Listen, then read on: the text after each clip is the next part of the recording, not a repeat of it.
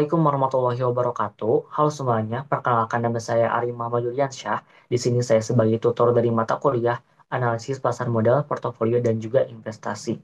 Jadi, mata kuliah ini itu membahas tentang apa itu pasar modal, apa itu instrumen keuangan, terus juga bagaimana cara mengelola portofolio aset.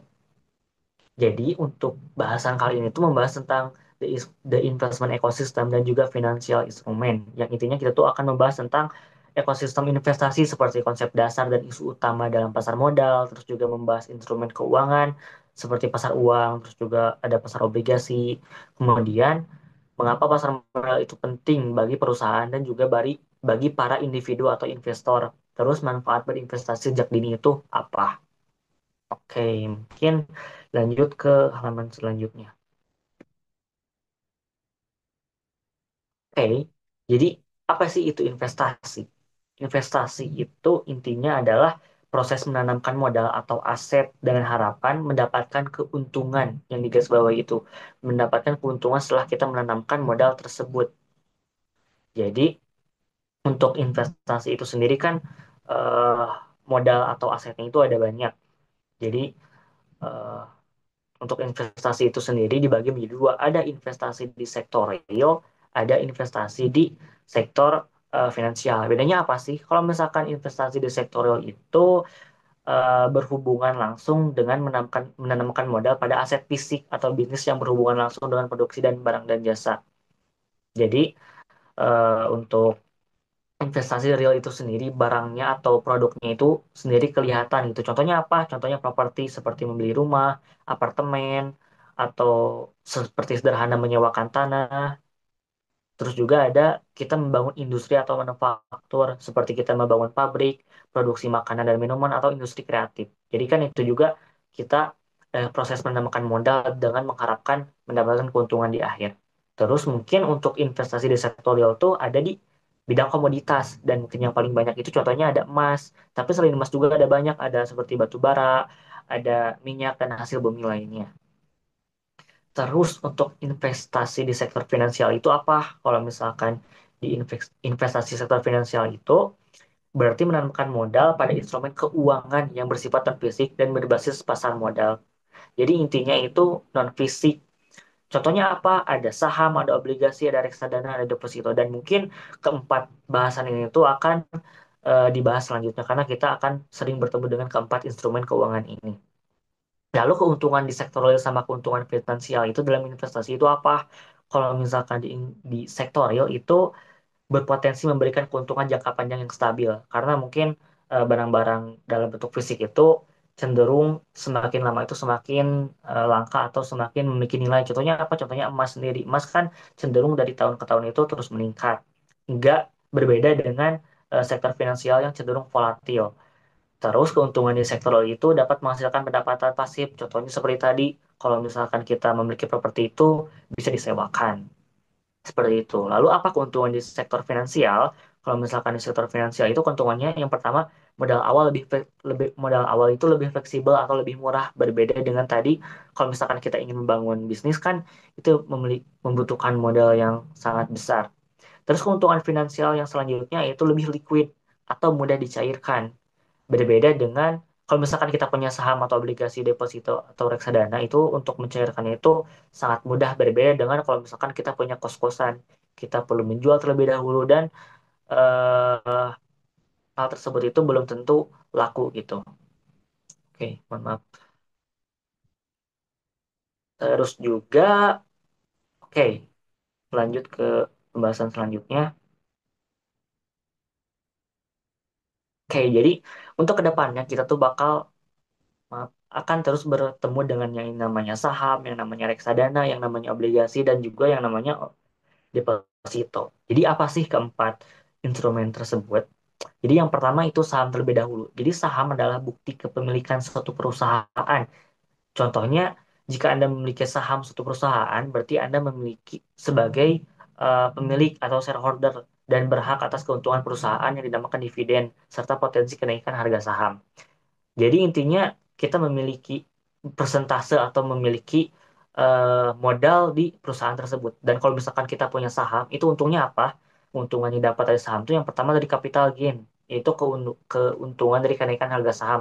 Misal ketika kita membeli saham sebuah perusahaan harganya tuh 500 per lembar dan mungkin pada tahun selanjutnya itu tiba-tiba naik karena performa perusahaan tersebut menjadi 600 dan gap dari 500 ke 600 itu tuh kan ada keuntungan 100. Jadi keuntungannya itu bisa diambil dari gap tersebut atau juga bisa didapatkan dari dividen.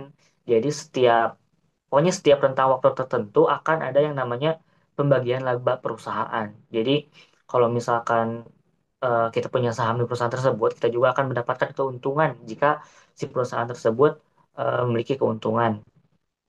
Terus yang selanjutnya ada obligasi. Jadi obligasi itu adalah surat utang yang diterbitkan oleh perusahaan atau pemerintah untuk mendapatkan dana. Jadi investor yang membeli obligasi akan mendapatkan imbal hasil seperti imbal hasil berupa kupon secara berkala.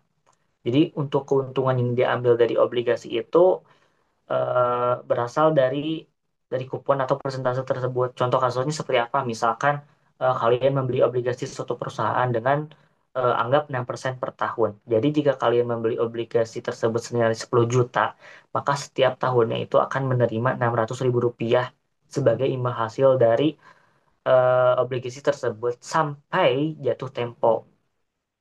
Lalu yang selanjutnya itu ada reksadana. Jadi reksadana itu investasi yang dikelola oleh manajer investasi, di mana dana dari banyak investor itu dikumpulkan dan diinvestasikan dalam berbagai instrumen seperti saham, obligasi, atau pasar uang.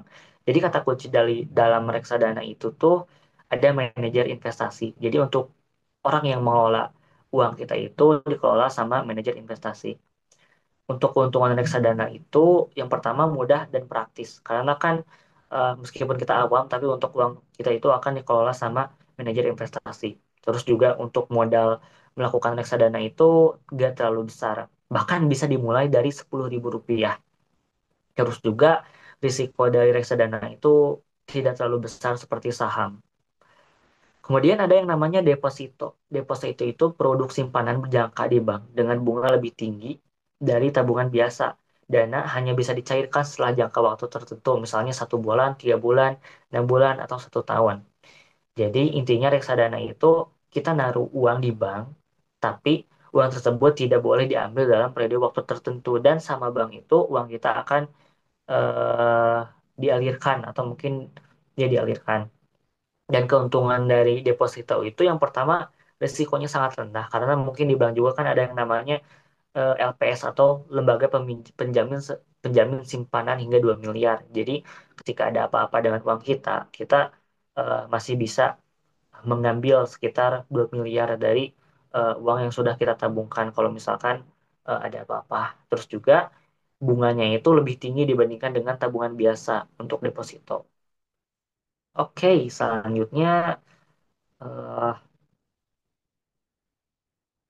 Oke, dalam investasi sendiri itu kan instrumen keuangannya itu tadi ada banyak dan untuk resiko yang didapatkan itu linear dengan potensial keuntungan. Jadi kalau misalkan kita mengambil instrumen keuangan yang memiliki resiko rendah, maka keuntungannya juga akan kecil.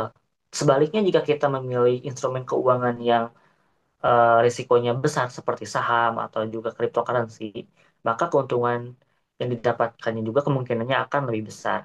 Jadi linear. Tetapi, nah,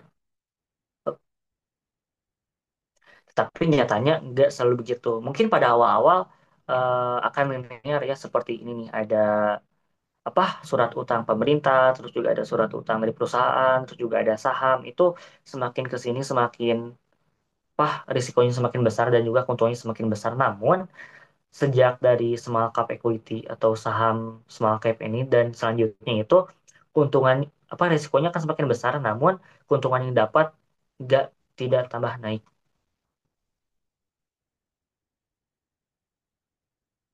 Oke, jadi oleh karena itu penting untuk memilih instrumen keuangan, instrumen investasi sesuai dengan profil risiko, tujuan keuangan, dan juga jangka waktu investasi. Jadi mungkin untuk pembagian risiko dari saham itu dibagi tiga, ada yang konservatif, yaitu mungkin memiliki risiko yang rendah, tapi memiliki keuntungan juga yang rendah. Ada yang moderat, mungkin tengah-tengah gitu, risikonya tengah-tengah, keuntungannya juga mungkin tengah-tengah, dan ada yang agresif, yaitu risikonya tinggi dan mungkin keuntungan yang didapatkan juga ada tinggi.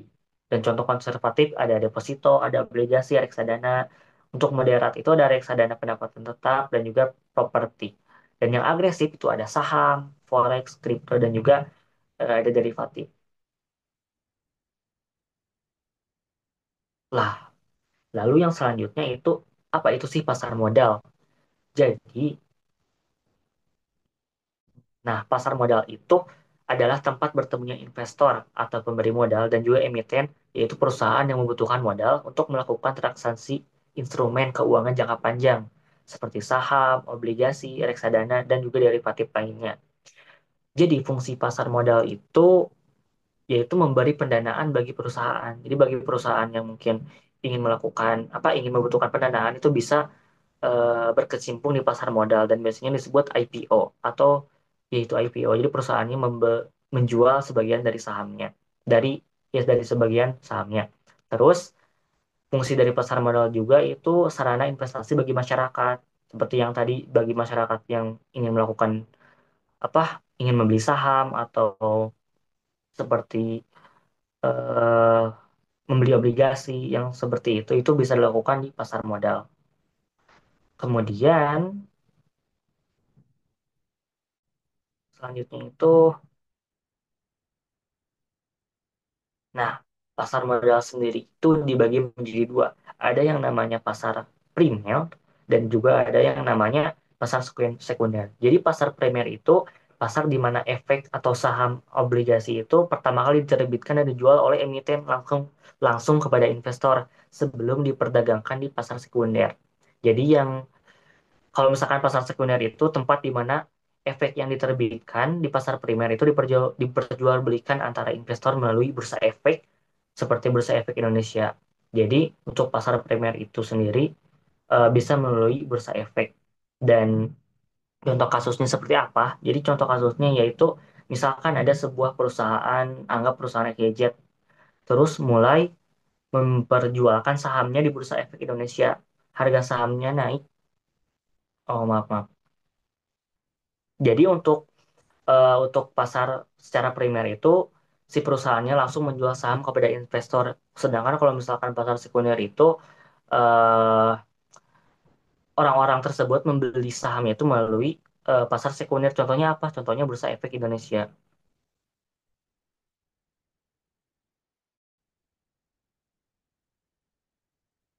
Kemudian ada pembagian aset. Jadi pembagian aset itu sendiri setiap individu atau perusahaan itu dibagi tiga. Ada yang namanya fixed income, ada equity, ada juga derivatif.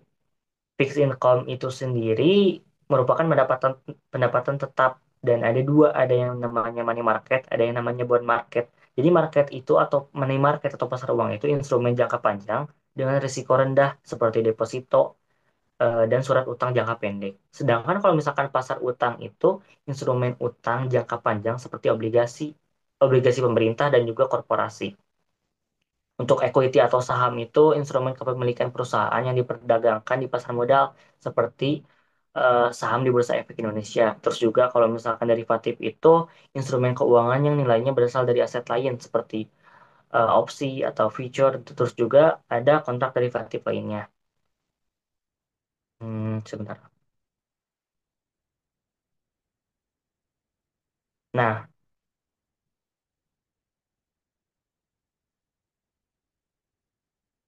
jadi mungkin untuk perbedaan dari pasar uang sama pasar modal itu, kalau misalkan dari jangka waktu, pasar uang itu tuh dalam jangka pendek, sedangkan untuk pasar modal itu dalam jangka panjang. Terus produk yang diperjualbelikan, kalau misalkan pasar uang itu memperjualbelikan seperti sertifikat Bank Indonesia atau juga surat berharga pasar uang. Kalau misalkan pasar modal itu memperjualbelikan seperti tadi saham, obligasi, dan juga reksadana. Terus keuntungan yang didapatkan dari pasar uang itu biasanya berupa dari bunga.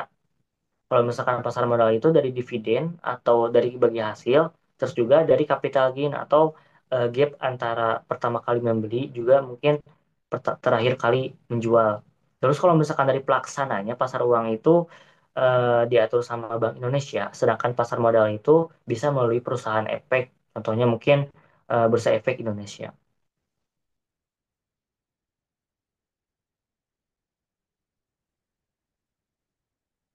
Oke, mungkin untuk pertemuan satu dan pertemuan dua dari mata kuliah analisis pasar modal dan portofolio itu dicukupkan sekian.